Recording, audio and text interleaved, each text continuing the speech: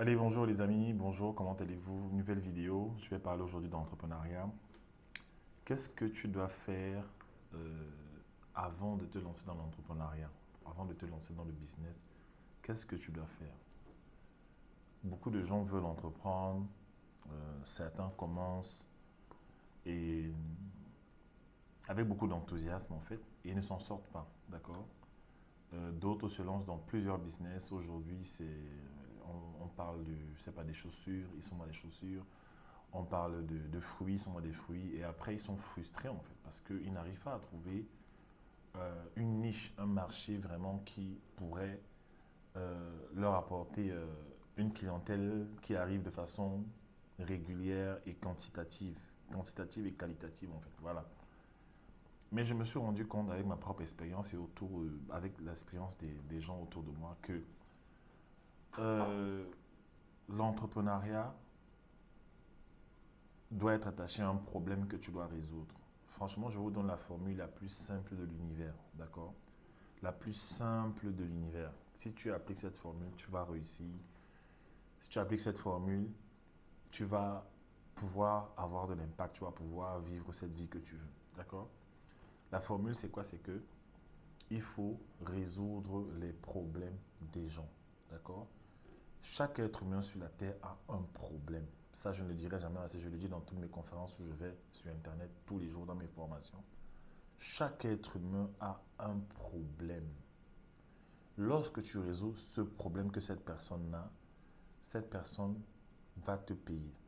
Je rends les choses vraiment très simples. Je ne sais pas d'utiliser un vocabulaire, un champ lexical très compliqué avec des termes voilà, que les gens ne comprennent pas. Pour faire de l'argent, tu dois résoudre le problème des gens. D'accord? Tu résous le problème d'une personne, deux personnes, trois personnes et plus. Et à un moment donné, qu'est-ce qui se passe? Tu commences à avoir des revenus qui viennent de partout. Pourquoi? Parce que les gens que tu aides, les gens dont tu résous les problèmes vont aller parler de toi ailleurs parce qu'ils sont satisfaits. En marketing, on dit qu'un client satisfait, je crois qu'il te recommande chez 5 personnes. Et un client insatisfait, bah, il va décrocher 7 personnes de venir chez toi en fait. Vous comprenez ça? Donc, prenez l'habitude de résoudre des problèmes des gens. Commence dans ton quartier, regarde ce qui se passe. Est-ce que dans ton quartier, ton voisin a euh, la cour avant de sa maison qui est déjà infestée ou alors qui est déjà remplie d'herbe? Ben, prends une machette, va couper en fait. D'accord? Ou alors propose ces services chaque mois, tu viens couper. Moi, chez moi, à la façade de ma maison, devant le portail, on a toute une grande surface. Et à un moment donné, les herbes commençaient à pousser. Et qu'est-ce qui s'est passé? Il y a un gardien du quartier qui est venu, qui a coupé en fait. D'accord? Il a coupé ça niveau gazon et ma ménagère en fait m'a dit ça et on lui a donné, je crois qu'on lui avait donné 5 000 pour ça. Maintenant, un autre jour, il est venu couper et je me suis rendu compte que ben, ce serait intéressant qu'ils viennent couper de temps en temps en fait. Parce que dès que ça monte là, après, on a des serpents qui peuvent arriver. Voilà un peu un exemple simple. Il a résolu un problème parce il a observé notre portail, il a vu. Vous comprenez ça? Observez dans la vie des gens, selon vos capacités aussi, d'accord? Le deuxième élément, pardon, que j'ai envie de dire aux gens aussi, c'est que prenez l'habitude, en fait, avant de vous lancer dans l'entrepreneuriat, prenez l'habitude de savoir qui vous êtes, d'accord? Franchement, arrêtez le mimétisme ambiant, numérique, le mimétisme digital, en fait. C'est-à-dire que tu vois un gars qui fait de belles choses dans un domaine, une femme qui fait de belles choses dans un domaine, tu te lances dans ce domaine. Ce n'est pas forcément ton domaine, en fait. Il faut d'abord se connaître, il faut d'abord prendre le temps de s'asseoir, faire un inventaire de ses talents, de son potentiel, de sa personnalité. D'accord?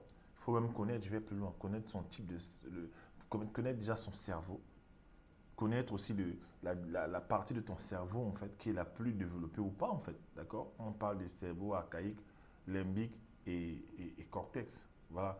Ça c'est voilà. Il faut se connaître. Il faut se connaître. Est-ce que tu es une personne qui gère bien les relations? Est-ce que tu es une personne qui a du courage pour parler de ses produits? Si tu trouves que tu n'es pas ce type de personne, tu prends des cours. Est-ce que tu sais vendre? Est-ce qu'il y a tellement de paramètres en fait qui rentrent en jeu? Il faut se connaître. La première connaissance, c'est d'abord qui on est et ce qu'on a à offrir au monde. Il y a des gens qui se lancent dans un domaine qui n'a du tout rien à voir avec qui ils sont. Oui, ça n'a rien à voir avec ce qu'ils sont en fait. Ils sont là, ils sont dans la cuisine, dans la restauration, alors que ce n'est pas leur truc en fait. Ils sont dans la musique, alors que ce n'est pas leur truc. Parce qu'ils ont vu une personne, voilà, faire ça et ça marche. Non, tu dois connaître qui tu es. Et quand tu es qui tu es, tu deviens comme un arbre en fait qui attire les gens de partout. Parce que on t'a déjà localisé, on t'a déjà identifié comme une personne qui résout un type de problème. Je vais prendre un exemple simple sur moi pour que vous compreniez. Moi, je suis auteur, je suis écrivain, d'accord. J'ai écrit 4 livres, d'accord, dont 2 sont best-sellers. Voilà. Et je vais seulement prendre la partie écriture, sans parler d'autres choses que je fais, parce que je fais beaucoup de choses. Rien que la partie écriture, en fait, je me suis rendu un jour compte que j'avais un talent pour l'écriture. J'avais un talent pour écrire. Dans mon enfance, à l'école primaire, au lycée, euh, j'avais toujours de très bonnes notes en fait dans les matières littéraires. C'est-à-dire que j'avais souvent 20 sur 20 en dictée à l'école primaire, en commentaire composé. J'avais parfois 20, 19. J'oscillais toujours entre 18 et 20, toujours au top en fait. C'est ainsi qu'au lycée aussi, j'ai commencé à me mettre à l'anglais parce que j'aimais beaucoup. J'avais les 20, les 17, les 18. J'étais toujours au top en fait. J'avais cette facilité-là pour les langues. J'avais cette facilité pour tout ce qui est littéraire. Et donc, en fait, j'aimais écrire. J'aimais écrire, en fait. J'aimais beaucoup écrire. Vous comprenez ça? Chez moi, j'ai toujours découvert que j'avais des blocs-notes. Voilà, j'ai plusieurs tablettes où je note des choses. En fait, j'utilise tout ce que je peux pour prendre des notes. Parce que j'aime écrire. Sur Facebook, avant de commencer la vidéo, qui m'a fait vraiment connaître, j'écrivais beaucoup, en fait. Et les gens me connaissaient avec ça. J'écrivais beaucoup.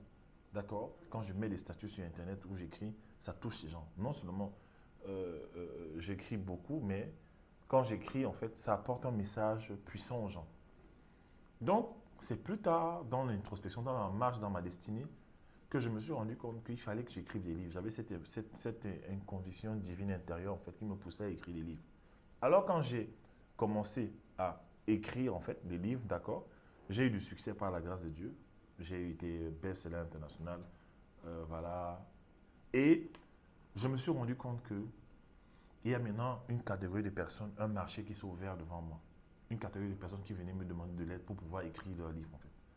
C'est ainsi que naturellement, j'ai commencé à écrire, j'ai commencé à aider les gens à écrire leurs livres. On a créé une formation, je travaille avec une coach, une excellente coach, et je travaille avec toute une équipe, en fait. Nous aidons les gens à, déjà, apprendre à écrire leurs livres, parce qu'il y a beaucoup qui savent, qui veulent écrire, mais ils ont la passion, le talent, mais ils ne savent pas comment écrire les normes, en fait, d'accord?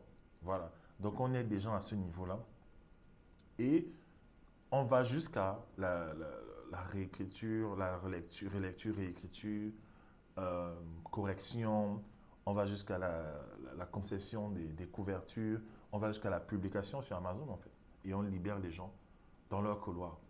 Mais c'est d'abord parce que j'ai appris à connaître qui je suis, à découvrir que j'avais un talent d'écriture et à découvrir que j'avais la capacité d'écrire des livres qui marchent, que j'ai maintenant estimé que je pouvais maintenant aider d'autres personnes. Et ce n'est même pas que j'ai estimé, les autres personnes m'ont localisé en fait.